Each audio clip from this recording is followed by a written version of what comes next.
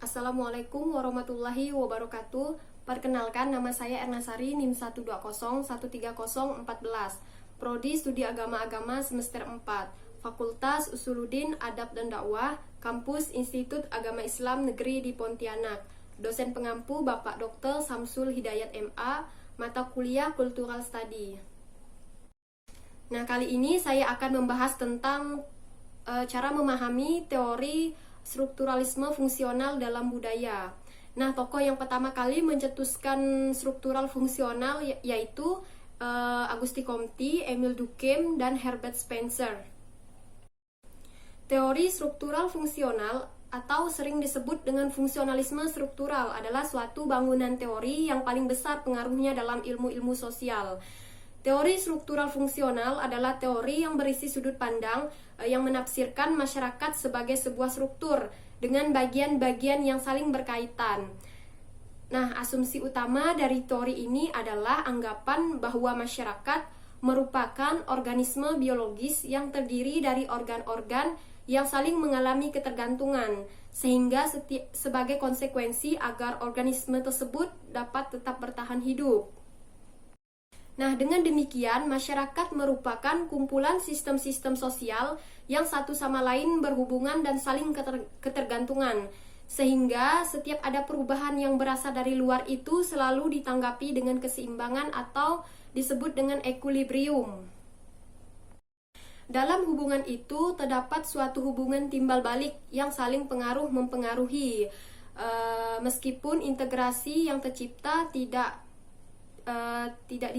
bisa dicapai dengan kesempurnaan, akan tetapi sistem sosial itu bisa bergerak dengan keseimbangan atau disebut dengan equilibrium. Karena pada dasarnya manusia adalah makhluk sosial. Makhluk sosial itu sendiri dapat diartikan sebagai setiap manusia pasti melakukan interaksi dengan manusia lainnya. Dengan adanya interaksi itu, hubungan manusia dengan manusia lainnya akan terjalin dengan baik. Nah, interaksi sosial sudah terjadi mulai dari lingkungan keluarga, lingkungan masyarakat, lingkungan pendidikan, lingkungan ibadah, dan lingkungan-lingkungan lainnya.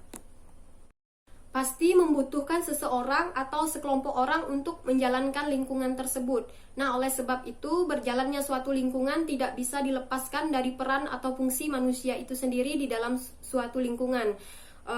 Dikarenakan setiap manusia pasti memiliki tugasnya masing-masing di dalam suatu lingkungan, yang dimana setiap tugas itu akan disesuaikan dengan fungsi dari manusia itu sendiri.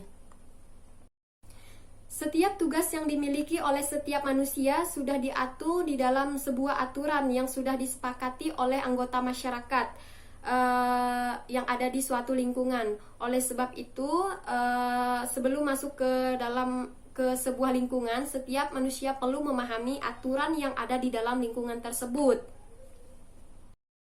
Jika setiap manusia sudah mengetahui pembagian tugasnya masing-masing di dalam masyarakat, maka kehidupan bermasyarakat akan menjadi harmonis, teratur, dan tertib.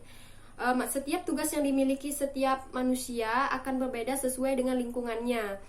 Misalnya tugas seorang karyawan akan berbeda tugas dengan seorang suami. Jadi setiap tugas yang dimiliki oleh setiap manusia sudah diatur oleh anggota masyarakat yang sesuai dengan fungsi atau peran manusia itu sendiri. Sekian dari video saya. Mohon maaf jika saya tidak terlalu banyak memaparkan materinya, atau kalian belum bisa memahami dari apa yang saya sebutkan penjelasan tadi. Mohon maaf.